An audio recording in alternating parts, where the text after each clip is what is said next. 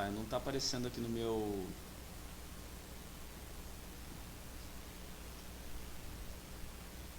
Desliguei aqui. Tá. Vou desligar aqui.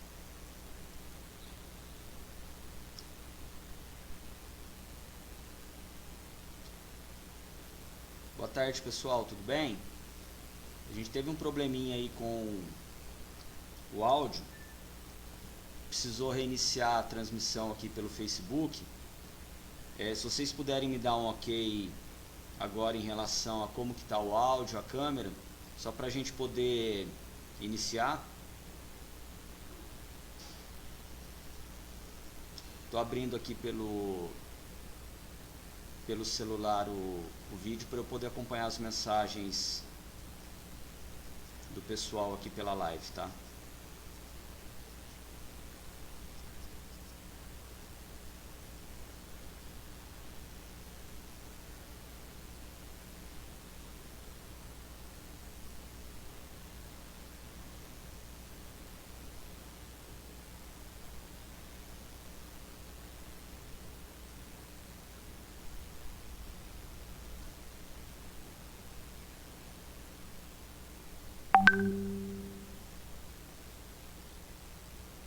Agora tá certo, pessoal?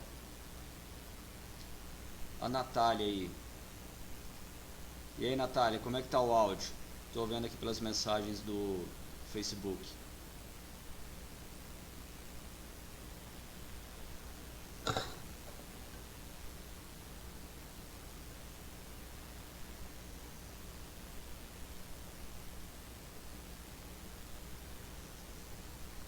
O som tá ok?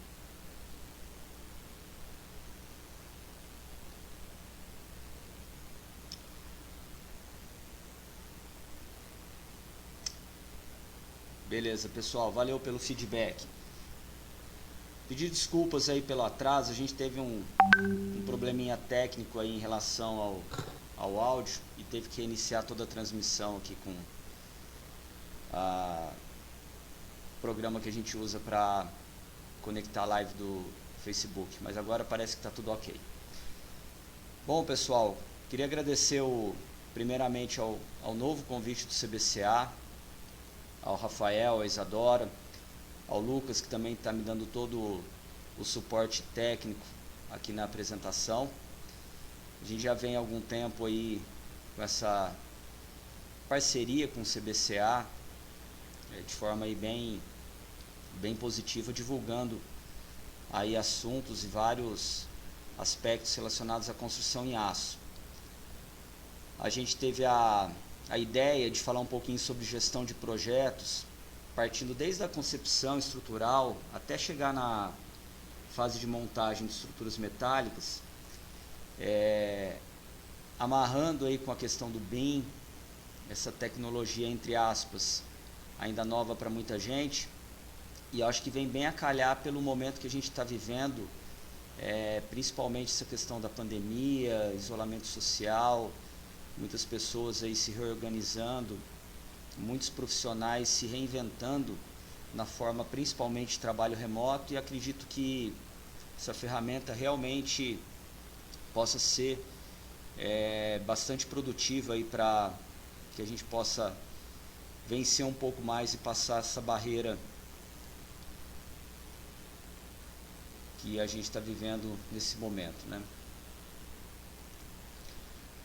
Bom, pessoal, falar um pouquinho sobre a minha formação. Eu sou engenheiro civil, me formei em 2001 pela PUC, tenho mestrado aí na área de estruturas mistas de aço e concreto, finalizei meu mestrado em 2008 pela Unicamp, iniciei lecionando em 2006 numa faculdade do interior de São Paulo, em Limeira, fiquei 2 anos por lá. Estou desde 2010 aqui pela PUC Minas, campus em Poços de Caldas, onde leciono disciplinas aí na área de estruturas de aço, estruturas em geral, resistência aos materiais, trabalho de conclusão de curso, enfim, disciplinas aí voltadas à área de estruturas. E atuo como engenheiro também, através de uma empresa de projeto, a Solutec, que desde 2001 trabalha aí com projeto, cálculo, consultoria, na área de estruturas de aço, estruturas mistas aí de aço e concreto. Preparei uma pequena introdução aí falando um pouquinho sobre BIM. Muita gente ainda acha que BIM é um software. E de acordo com a BNT, a gente tem uma breve descrição onde o BIM é colocado como modelagem da informação da construção. É um conjunto aí de informações, não só desenhos, que são geradas e mantidas durante todo o ciclo de vida de um edifício. Então a gente começa aí pela concepção, parte pela parte de cálculo, análise, dimensionamento, detalhamento, em relação a, falando aí um pouquinho sobre a nossa área, que é a área de estruturas, mas o BIM pode ser aplicado para todo e qualquer tipo de disciplina, e é o que eu vou mostrar um pouquinho aqui durante essa apresentação. Pessoal, eu estou acompanhando as mensagens aqui pelo celular, então se alguém durante a apresentação quiser fazer algum tipo de pergunta, fique à vontade, tá? Eu acho que é mais dinâmico do que chegar no final da apresentação e abrir para perguntas. Estou aí à disposição, tá bem? Novamente, falando sobre o BIM, a origem do conceito se deu nos anos 70, pelo professor Charles Eastman. A origem no final dos anos 80, e a primeira aplicação que a gente tem conhecimento foi o software ArchiCAD, datado aí em 1987. Nas palavras aí do professor Charles Eastman, o BIM é uma tecnologia de modelagem que associa aí processos para produção, comunicação e também análise aí do modelo de construção. E ele fala muito da questão da prática de projeto integrada, a qual todos os participantes podem ser engenheiros, arquitetos, gerentes, projetistas, proprietário, investidor. Eles concentram seus esforços para um modelo único aí do edifício. O BIM ele pode ser entendido como um processo de montagem e não só um processo de desenho, ou seja, a gente está simulando aí um mundo real, obviamente antes da estrutura estar finalizada. Eu gosto muito dessa imagem onde a gente tem uma série de instalações, é uma estrutura industrial, com alto grau aí de complexidade, onde a gente consegue visualizar através do modelo as N disciplinas e situações às quais a estrutura vai ser submetida, tanto durante as fases aí de montagem, quanto as fases de execução e as fases até de operação. Falando um pouco ainda sobre o processo de projeto tradicional versus essa engenharia simultânea que é proporcionada aí pelo BIM. No processo tradicional de projeto, que muita gente ainda utiliza, não deixa de ser um processo correto. A gente consegue obter qualidade, a gente consegue obter aí atender o objetivo do desenvolvimento de um projeto no processo tradicional, porém, por conta da troca de dados se dar de forma sequencial, a gente acaba estendendo muito o tempo de projeto, muitas vezes atrasando construção, consequentemente operação, porque uma fase ela acaba que fica amarrada à outra.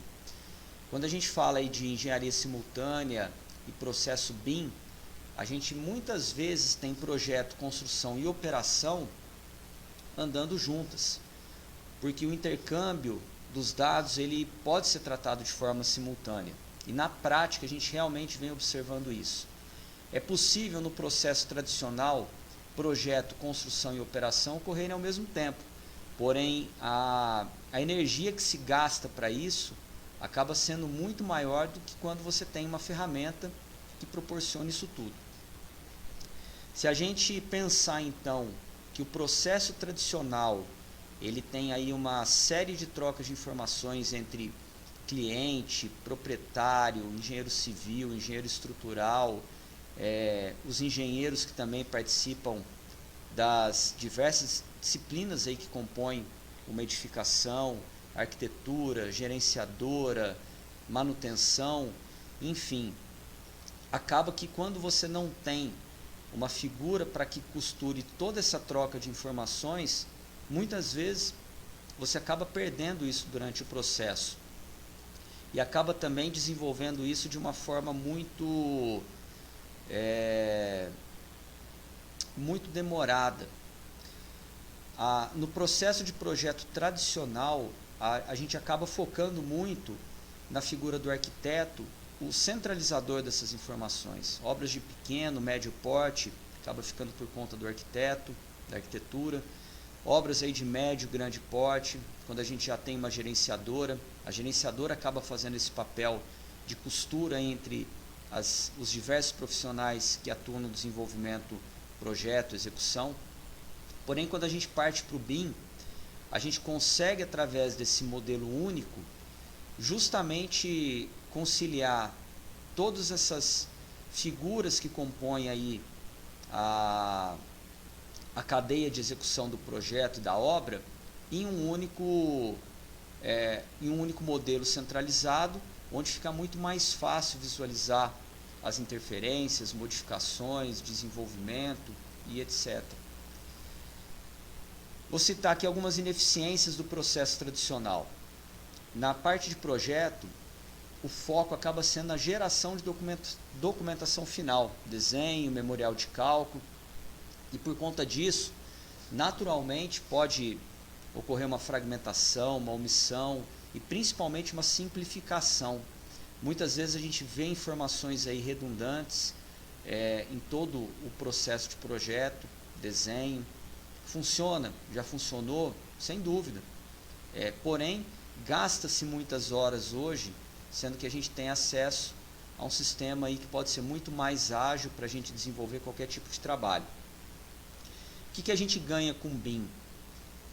Alguns dos aspectos que eu citei aqui, o foco na simulação e não na geração de documentação, ou seja, o desenho, quando a gente fala muito aí do modelo e do projeto, ele acaba sendo um resultado final e uma documentação vinculada a um modelo e não uma documentação do tipo fragmentada. A gente acaba tendo uma redução muito grande aí desse esforço de atualização, possibilitando aí um foco para alternativas, revisões, etc. O que a gente observa também com essa engenharia integrada, ou essa engenharia simultânea, ou até o BIM atuando aí como um agente principal desse processo, em que existe um esforço muito maior no início, quando a gente está ainda nas fases de anteprojeto, estudos preliminares, até chegar, por exemplo, no desenvolvimento do projeto legal. Gasta-se muito mais horas nessas fases iniciais e depois a gente acaba observando um esforço muito menor ao longo do tempo quando a gente passa para parte de projeto executivo, construção, operação e manutenção. E já no processo de projeto tradicional, a gente, durante a fase inicial, anteprojeto, estudo, acaba muitas vezes pulando a análise de algumas informações importantes e, consequentemente, vai deixando isso daí para o final, onde a gente acaba gastando um tempo que é muito mais precioso, porque muitas vezes a construção já se iniciou. O custo das alterações de projeto, ele acaba aumentando a partir do momento que a gente também estica esse início e o desenvolvimento do projeto. Porém, quando a gente passa a trabalhar de uma forma integrada, como engenharia integrada, a gente percebe também que é necessária uma habilidade muito maior nessa fase inicial de projeto. Isso daí não é teórico. Para quem trabalha com projeto, quem tem experiência com projeto, sabe que isso daí acontece. Quem teve ou tem a oportunidade aí de ter trabalhado com o projeto tradicional e com hoje um projeto embasado no BIM, sabe e consegue visualizar perfeitamente essas curvas. Eu iniciei a minha vida profissional em 1997, estava no segundo ano de faculdade, comecei trabalhando como desenhista, projetista, comecei, obviamente, no fluxo de projeto tradicional. Durante muitos anos aí da fundação da Solutec, de 2001 para cá, a gente trabalhou também nesse modelo tradicional de projeto. Hoje a Solutec ela tem aproximadamente 850, 900 contratos aí já em carteira e de diversas obras de pequeno, médio, grande porte. Então a gente conseguiu infelizmente sentir na pele essas ineficiências do projeto tradicional e justamente por isso a gente buscou uma prática melhor integrada e é onde veio aí a questão do BIM.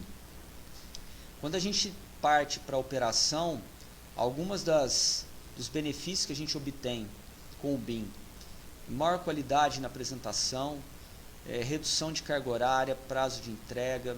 No caso de estruturas de aço, quando a gente consegue automatizar as listas de material, principalmente em tempo real, quando você tem uma lista vinculada ao teu modelo, que a partir do momento que você executa qualquer tipo de modificação, aquela lista atualizada, isso acaba sendo uma prática aí, acaba sendo na prática um benefício extremamente interessante, e vários outros aí que a gente pode ir listando.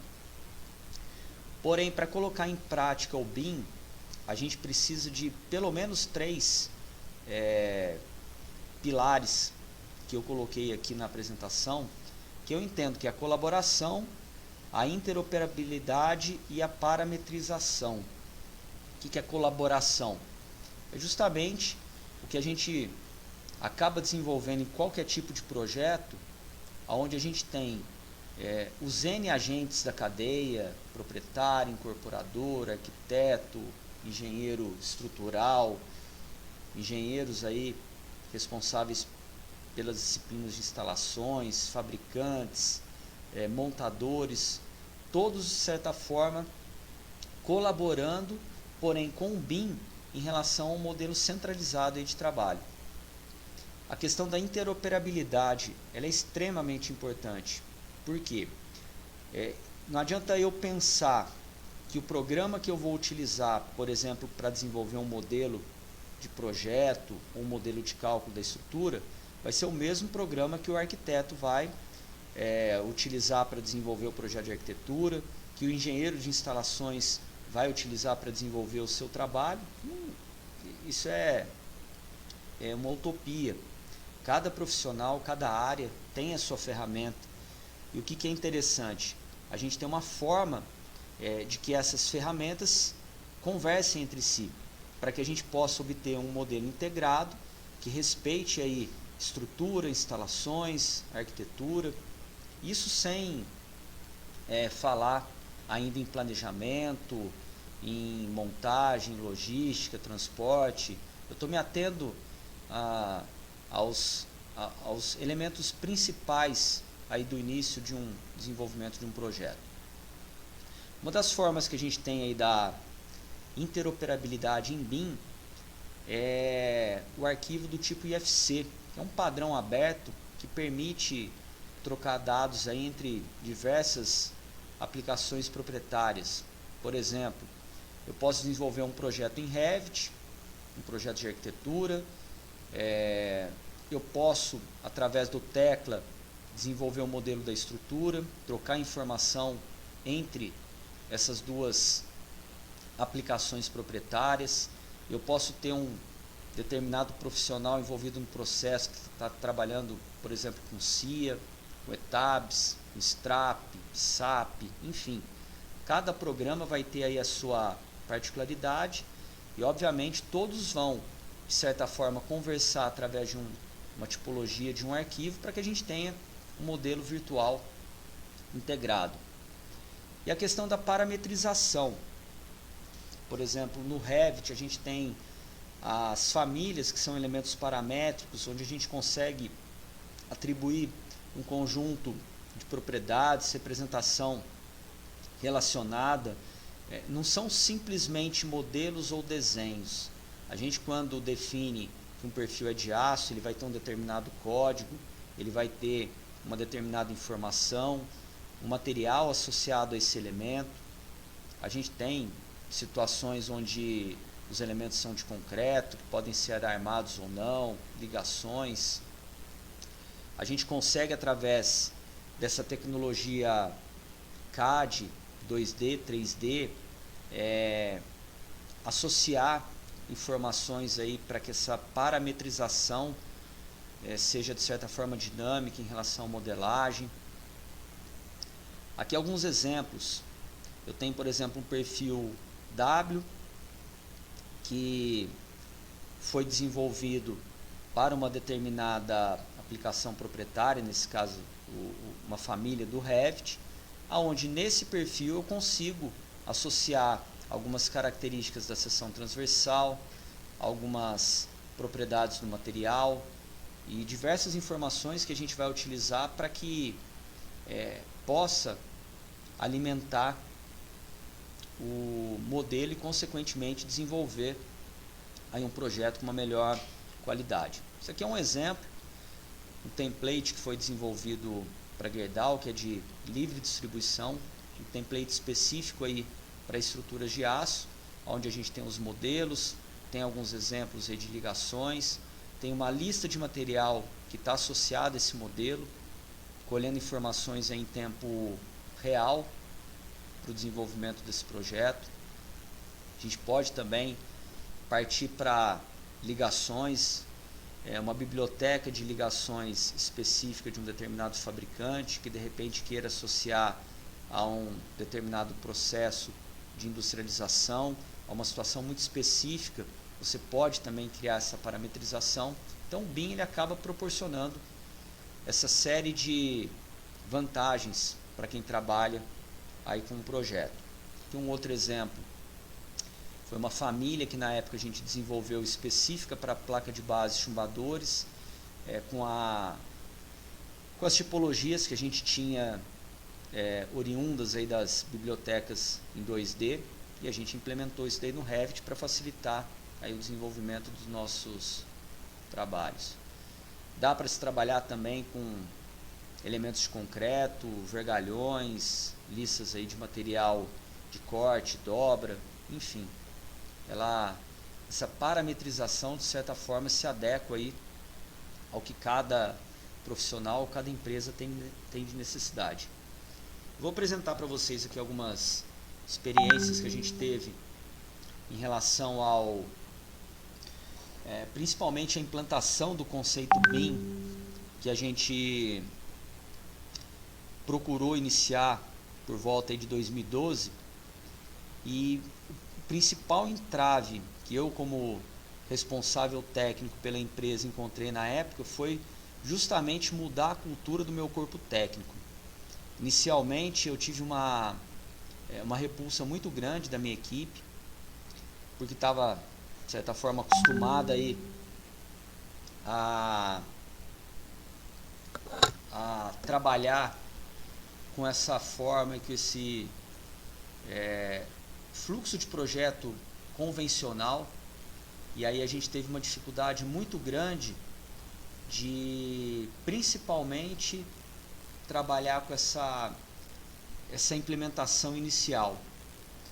Então essa foi a principal dificuldade que eu encontrei no início, realmente mudar a cabeça das pessoas. E com o tempo a gente vê que aquela aceitação acaba sendo positiva. Outra coisa, custo de investimento em software. Na época, com algumas máquinas, a gente precisou também investir em melhoria, teve um gasto também com isso. O que foi complicado também aplicar essas novas ferramentas com os trabalhos que a gente já tinha em andamento. Isso é uma dificuldade muito grande, aquela brincadeira que a gente fala, né? Você tem que trocar o pneu com o carro andando.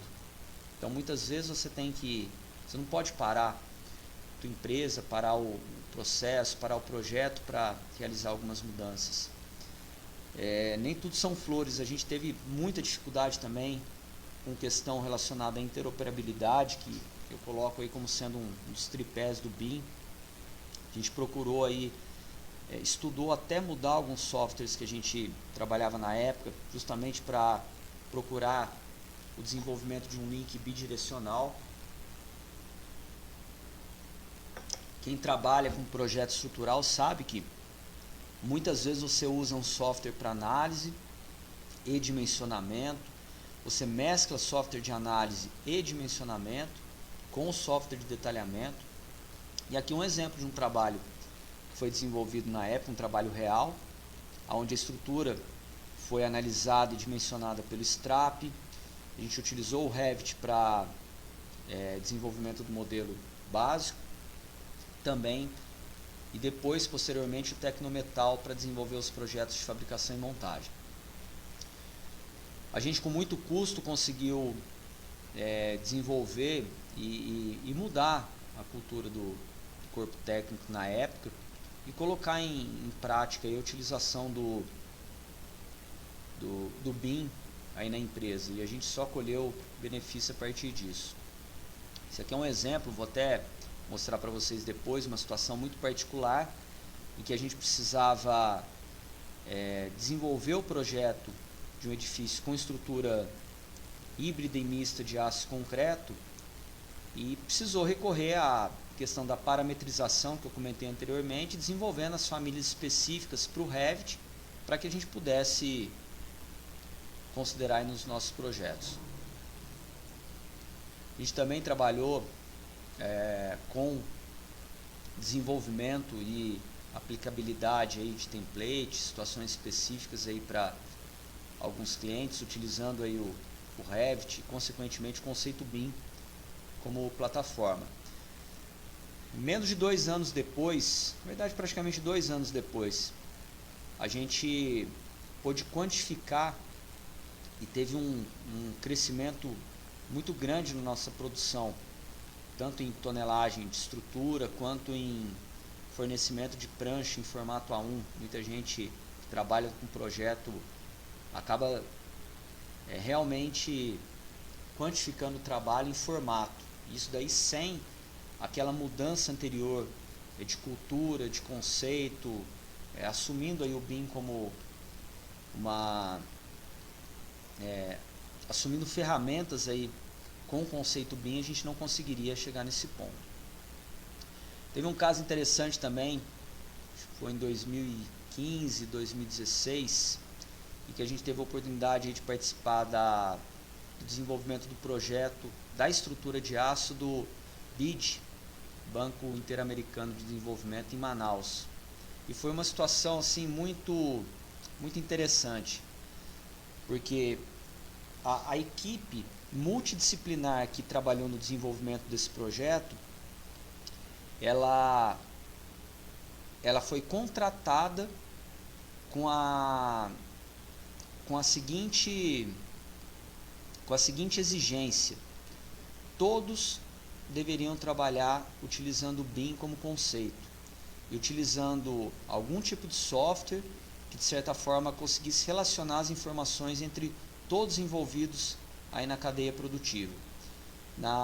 Logo depois que a gente finalizou o projeto, a gente até escreveu um artigo, publicou na revista Estrutura, mostrando a interação com as diversas disciplinas envolvidas e a importância que a gente tem tanto para a fase de projeto quanto para a fase de planejamento aí do nosso empreendimento. Se alguém tiver interesse, esse artigo ele está público. Na época a gente desenvolveu também um vídeo. Não vou passar ele aqui porque senão ficaria muito extensa a apresentação.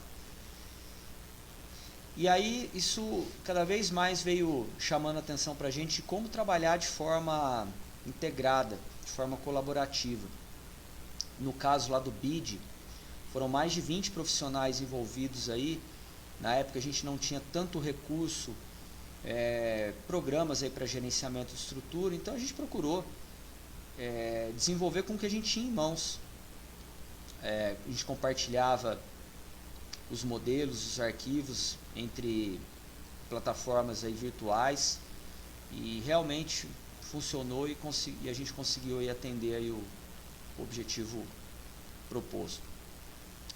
Eu montei aqui um modelo hipotético para mostrar para vocês como que a gente conseguiria, de certa forma, relacionar as diversas fases de projeto, partindo tanto da concepção até chegar no detalhamento de estruturas de aço. Eu dividi essa estrutura hipotética em 3 fases. De anteprojeto, onde a gente aborda geralmente a concepção estrutural, a fase de executivo, onde a gente parte para análise e dimensionamento, e o projeto de fabricação e montagem, onde a gente geralmente foca no detalhamento. Na época, a gente escolheu esses programas para poder desenvolver esse trabalho, onde eu uso o AutoCAD no desenvolvimento de modelo 3D unifilar. Eu vinculo esse 3D unifilar a esse modelo do Revit, que vai servir para o desenvolvimento do projeto. Esse modelo do AutoCAD, ele alimenta também um programa que a gente usa, que é o STRAP, para análise e dimensionamento estrutural. A partir do momento que a gente avança no projeto executivo, a gente tem outras ferramentas. Na época que eu desenvolvi esse modelo hipotético, a troca de informação entre STRAP e Revit foi através do arquivo IFC e também através de um arquivo SDNF, e posteriormente a gente foi para o Advanced Shield, onde desenvolveu aí o que a gente chama do projeto de fabricação e montagem. Esse aqui é um modelinho simples, que a gente chama de um 3D unifilar ou um modelo analítico, onde as linhas do AutoCAD elas vão ser entendidas como elementos de barro. A partir do momento que eu vinculo esse arquivo CAD ao Revit, eu consigo, através de umas ferramentas, atribuir aquelas famílias que vêm daquele conceito de parametrização a esses modelos unifilares, e o que eu antes tinha como linha passa a ser um elemento estrutural, no caso vigas, pilares e sistemas de contraventamento. Se eu voltar um pouco nesse modelo, eu tenho aqui um piso, eu tenho os pescoços de concreto, eu tenho as sapatas, ou seja, pode ser um modelo desenvolvido por um outro profissional, trabalhando aí à distância, que vai compartilhar esse modelo comigo, e eu que vou desenvolver o projeto da estrutura posso estar trabalhando em cima de uma mesma base. Aí eu fui avançando, atribuindo os perfis, montando os desenhos, as pranchas para apresentar o projeto. Por exemplo, numa fase de estudo preliminar, uma estrutura onde eu tenho um piso com painel do tipo wall, obviamente a posição das minhas vigas ela tem que estar de acordo com a modulação do painel. E muitas vezes, quando a gente trabalhava de forma no processo tradicional, acabava durante o processo de cálculo não dando tanta importância, porque 5, 10 centímetros, muitas vezes uma estrutura para a direita ou para a esquerda, não vai influenciar no cálculo. Porém, hoje, se esse meu modelo unifilar ele já não tiver pensado com a posição final, por exemplo, de uma placa de piso, nesse caso em painel wall, que tem uma dimensão padronizada, que está vinculada com um determinado fornecedor, eu vou ter um retrabalho no desenvolvimento do projeto. Então, a partir do momento que eu venho montando as pranchas, venho criando os meus desenhos, as elevações, as perspectivas, eu já deixo esse projeto, de certa forma, preparado para a segunda fase, que seria do projeto executivo. Na época, a gente procurou um plugin, esse plugin é gratuito, ele fazia a exportação do arquivo do modelo em FC do Revit. Esse modelo em FC ele foi importado para o STRAP, E no STRAP, a gente pôde aí prosseguir com as fases de análise e dimensionamento da estrutura. Aqui eu tenho um modelo sem dimensionamento, que foi obtido através do Revit, e posteriormente o modelo foi dimensionado, onde eu fiz algumas alterações aí nos perfis.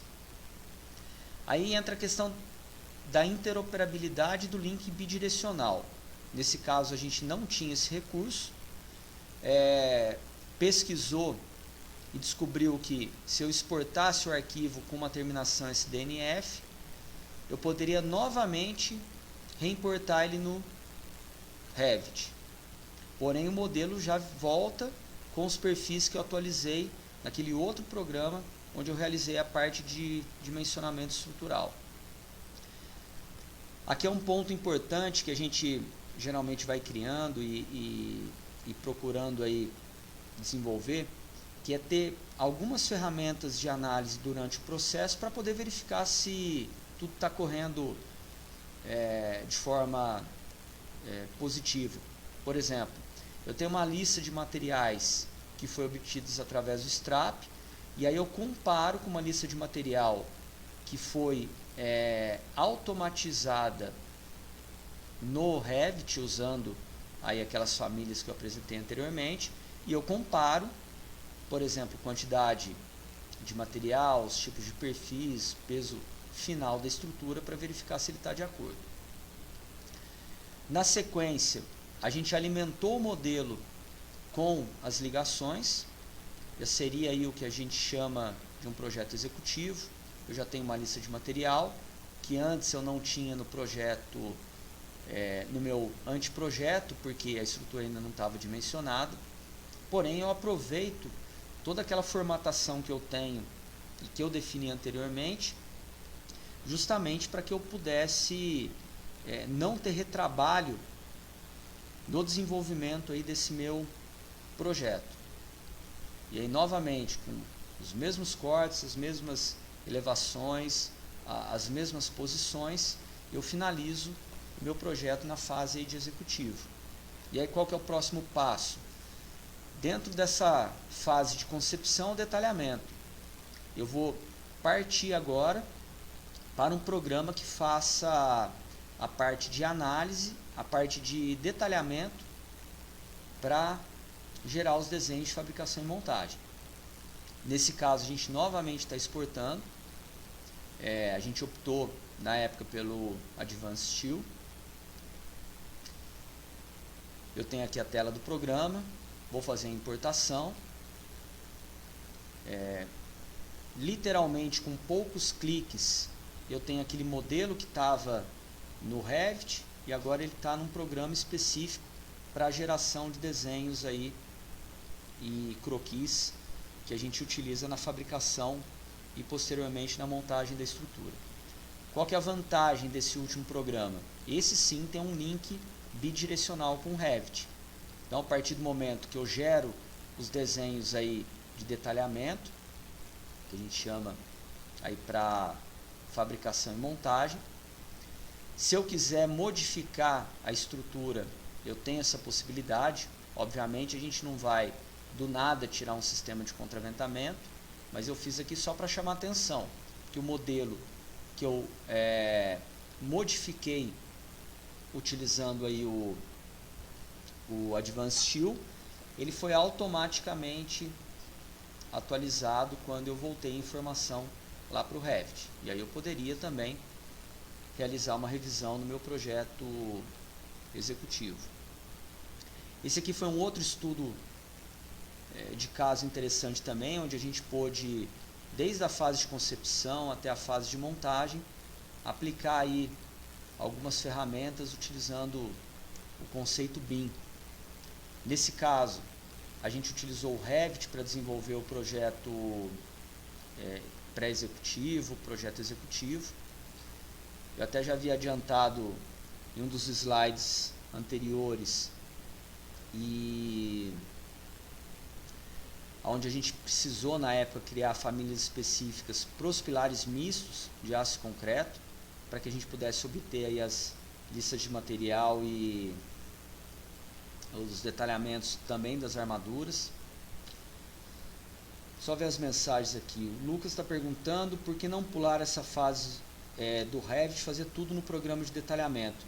Ô Lucas, é uma possibilidade, dependendo da fase que você está aí do processo de projeto.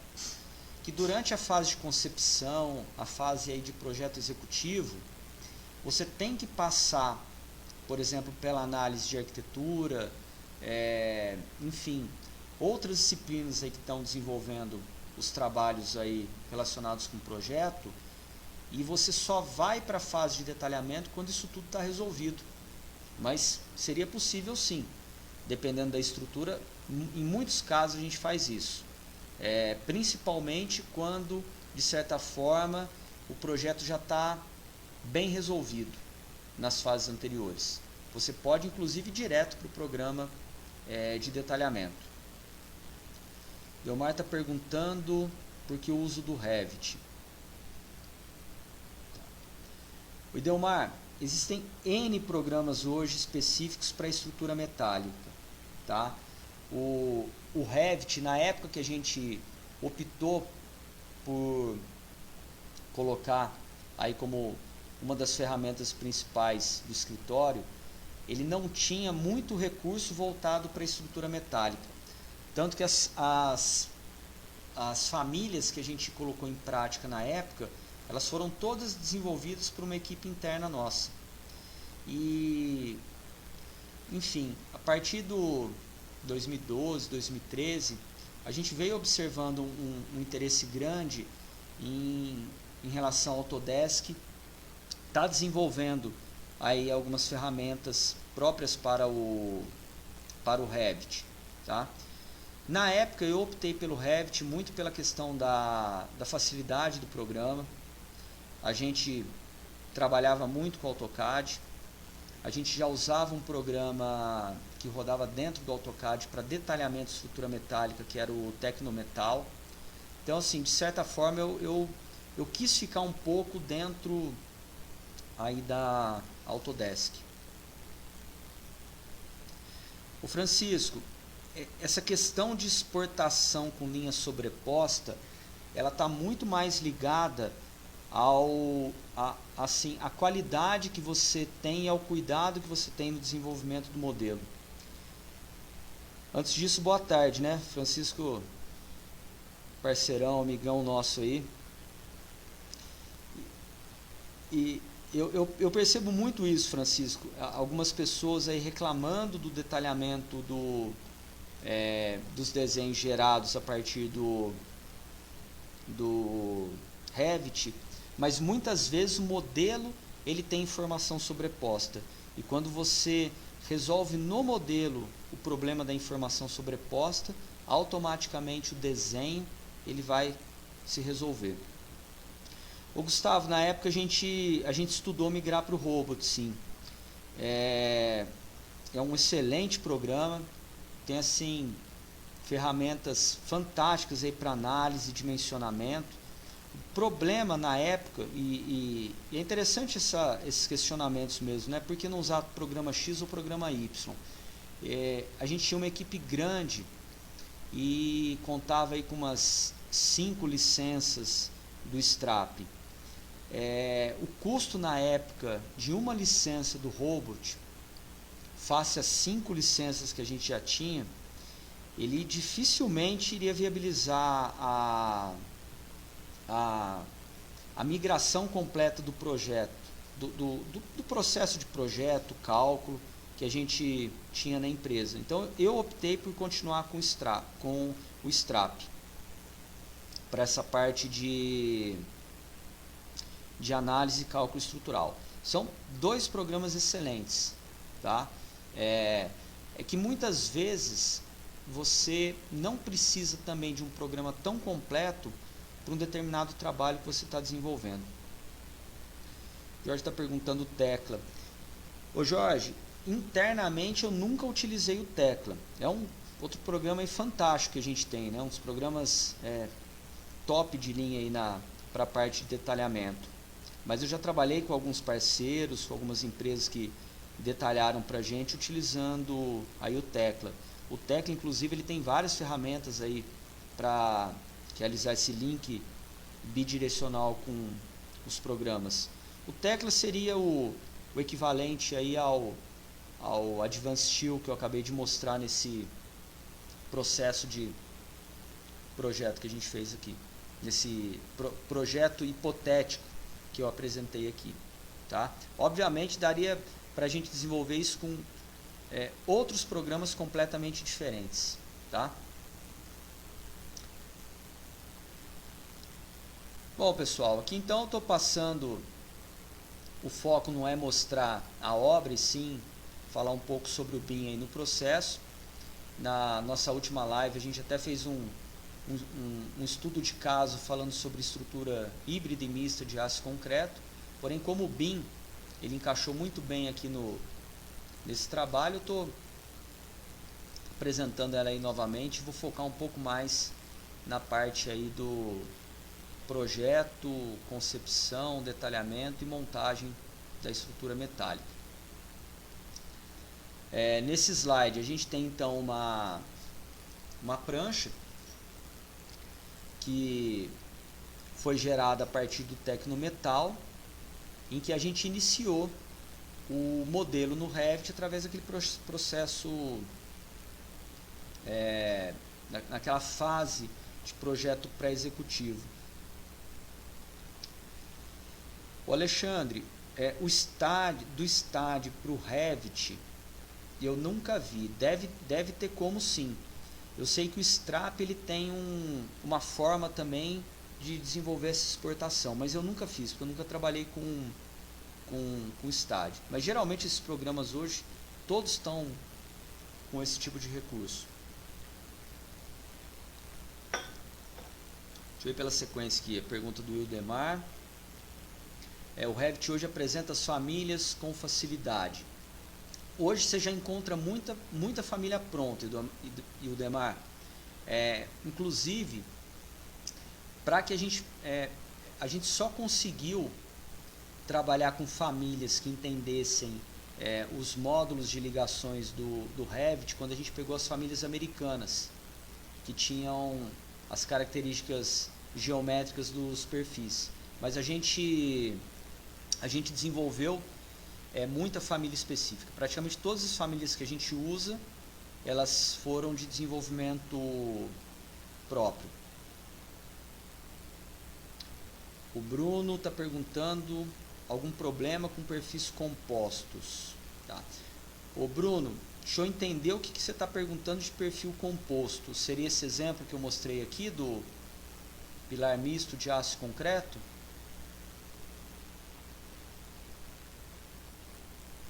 O Bruno Furlan fez a pergunta aí.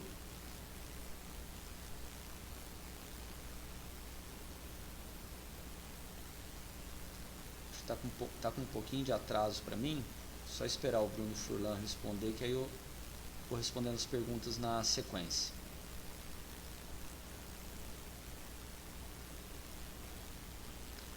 Deixa eu ir para a próxima, a do Mário, que talvez eu responda para o Bruno. Ah, tá. Perfil de dupla cantoneira. Ô Bruno, a gente desenvolveu uma família específica justamente para perfil. Agora entendi a tua pergunta, para perfil composto, tipo dupla cantoneira, duplo U enrijecido. Como são soluções aí muito particulares, a gente desenvolveu uma família que, no caso, entendia aquele modelo unifilar como modelo de barra, porque quando a gente calcula, por exemplo, uma diagonal em dupla cantoneira, a gente não vai lançar dois perfis ou duas linhas, cada um para uma cantoneira. A gente lança uma única linha.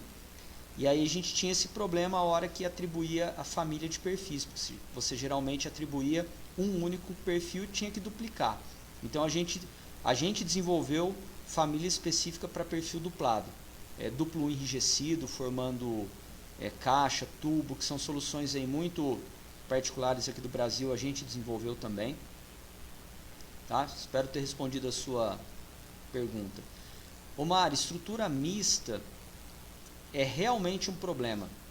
Tá? Não um problema. A gente tem uma dificuldade muito maior quando trabalha com estrutura mista, principalmente porque a gente não tem softwares específicos para a parte de análise, cálculo e detalhamento. Então, o que a gente optou na época?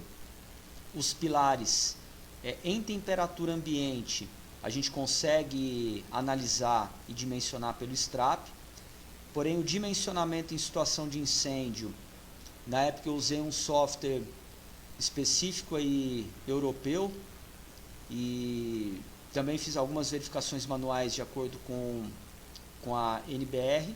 E aí, para a geração desses desenhos, essas famílias que eu estou te mostrando aí na tela, a gente desenvolveu, principalmente para consideração de transpasse, concentração de estribos, que a gente geralmente coloca nessas regiões aí de introdução de carga, os stud bolts, que a gente não está representando aí, mas a gente abordou na fase de detalhamento da estrutura.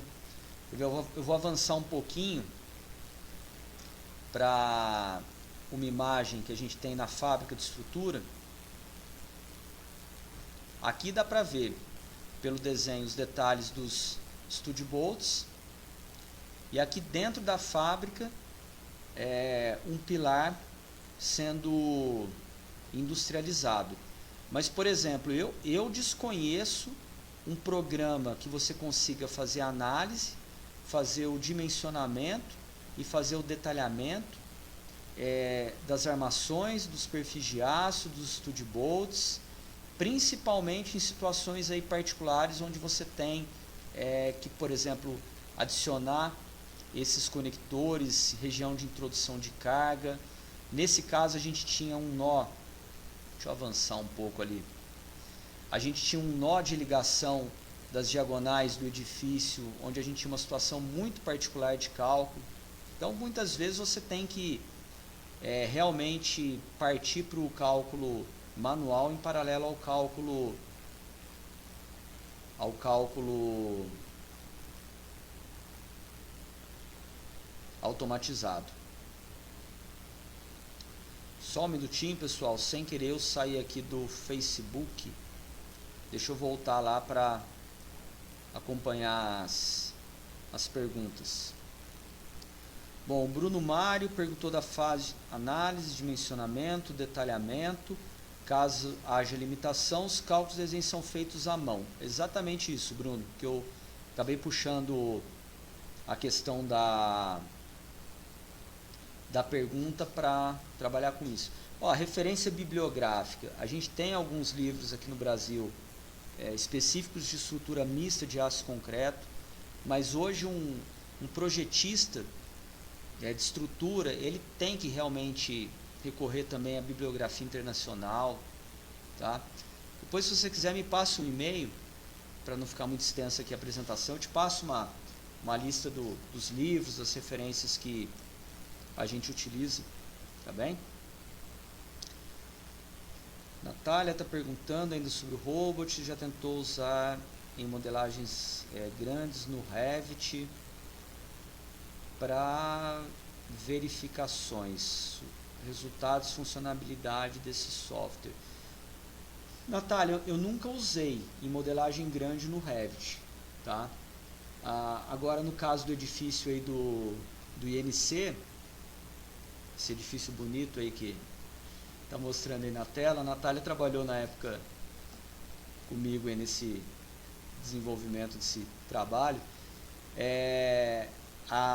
O núcleo rígido e a estrutura de concreto, ela foi processada também com um outro programa, o SAP. A gente fez umas análises também em paralelo.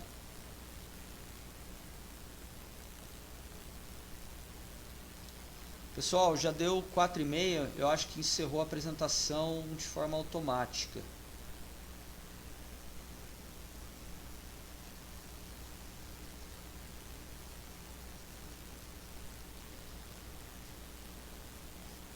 Pelo menos para mim aqui acabou.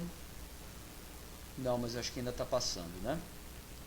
Eu vou passando aqui as imagens, pessoal, para mostrar aí desenhos de montagem, juntamente aí com a fase de montagem da estrutura metálica, tá? e a gente foi ilustrando aí com algumas informações de projeto. Isso aqui é tudo desenho que a gente extraiu dos projetos de montagem, aqui mostrando a obra executada. Valeu, Maurício. É que eu recebi uma mensagem aqui que a live estava encerrando, mas vou continuar aqui a apresentação então.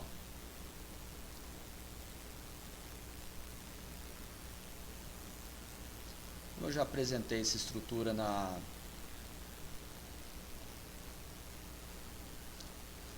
no anterior, na live anterior. Eu vou só dando uma passada aqui para vocês visualizarem.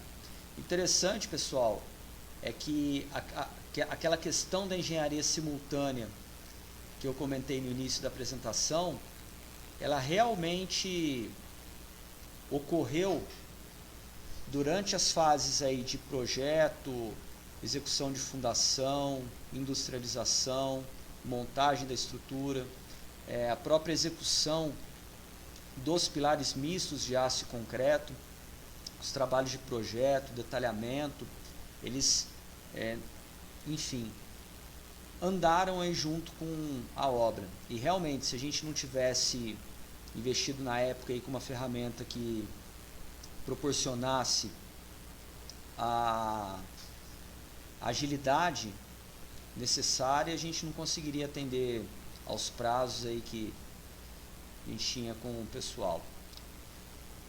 Jorge está perguntando por que neste exemplo do edifício foi usado solução de estrutura mista. Jorge, a arquitetura, quando concebeu esse edifício, tomou partido de trabalhar com estrutura de aço para o edifício. Então, o projeto original, ele era com pilares tubulares de aço, vigas de aço, o núcleo rígido, caixa de escada, elevadores de concreto armado. O edifício tinha um sistema de contraventamento que a arquitetura também queria tirar partido em aço. Então, assim, a concepção da arquitetura foi pensando numa estrutura em aço. O arquiteto, o Sérgio Sampaio, ele propôs um sistema modulado, com uma relação aí muito repetitiva em relação à questão dos módulos, a questão das peças, que é uma característica importante aí para você conseguir viabilizar uma estrutura de aço.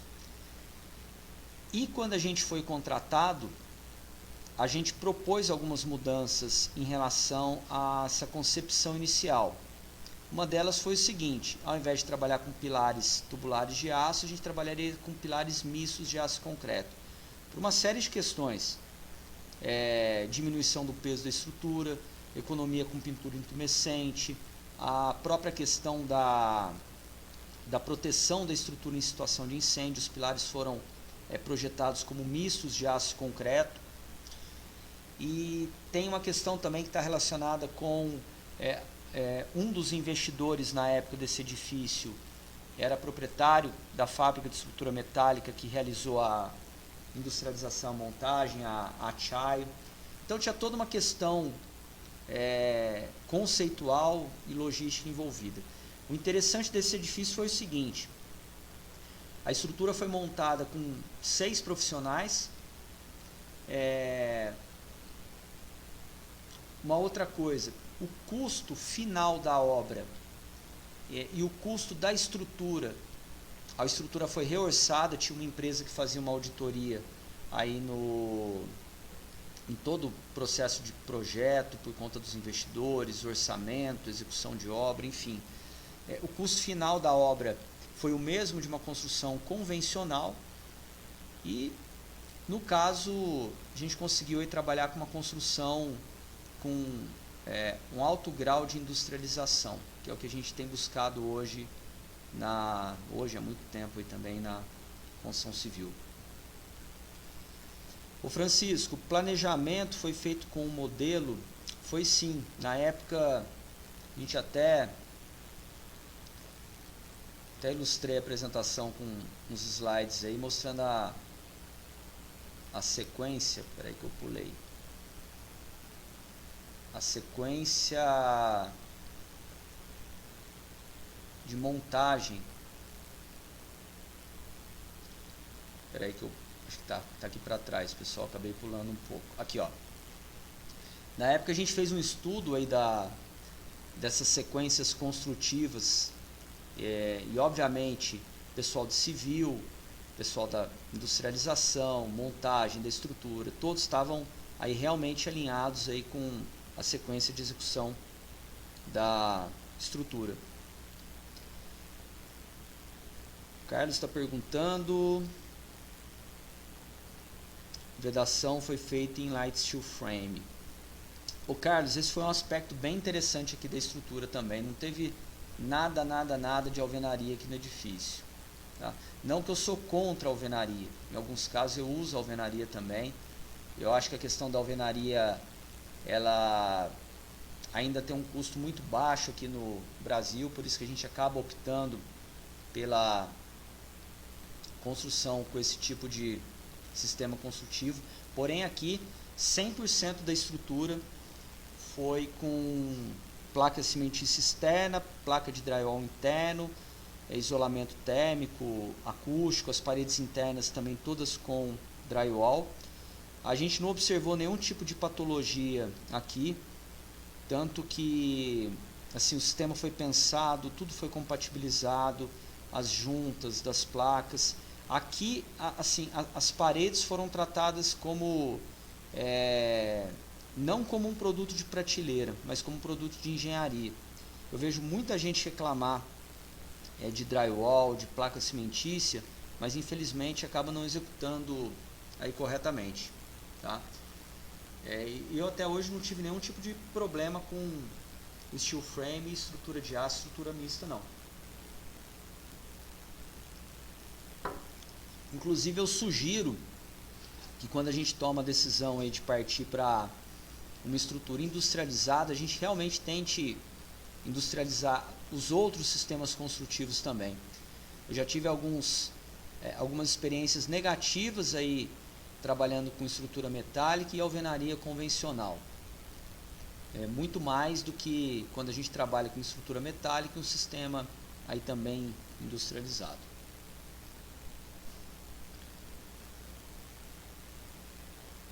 Bom, pessoal, a gente estendeu um pouquinho aqui. Queria novamente agradecer ao CBCA pelo convite, agradecer a todos aí pela participação. Vou deixar meu e-mail aqui se alguém tiver alguma pergunta, precisar de alguma informação. Eu esqueci o nome agora, mas teve uma pessoa que me perguntou sobre bibliografia. Pode me mandar um e-mail depois, eu respondo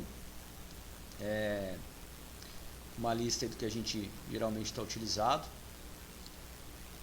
Vou encerrar então a apresentação, tá bom, pessoal?